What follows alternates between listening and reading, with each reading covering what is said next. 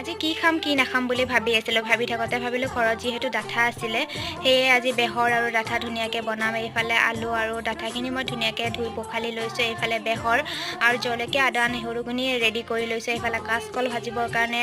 কুটি লৈছোঁ এনেকৈ কাচকল ভাজি খাই খুব বেছি ভাল লাগে আপোনালোকৰ ভাল লাগেনে বাৰু ক'বচোন তাৰ পাছতে মই জুই কৰা ধৰি তেল দি তাত অলপ হালধি আৰু নিমখ দি দিলোঁ তাৰ পাছতে কলখিনি বহাই দিলোঁ আৰু কলখিনি ভাজোঁতে বৰ বেছি সময় নালাগে এইফালে মোৰ কল ভজা হৈ গ'ল তাত ৰৈ যোৱা তেলখিনিত মই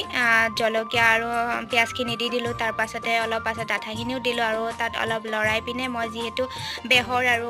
জলকীয়া আদা নহৰুখিনি ৰেডি কৰিছিলোঁ সেইখিনি দি দিয়াৰ পিছত এয়া মোৰ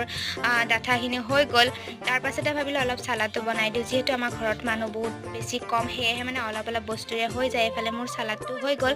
এয়া হৈছে মোৰ দুপৰীয়াৰ সাজ আজিৰ ভিডিঅ'টো চাই কেনে পালে কমেণ্ট কৰি জনাবলৈ নাপাহৰিব তেনেহ'লে আজিলৈ এৰিছোঁ বাই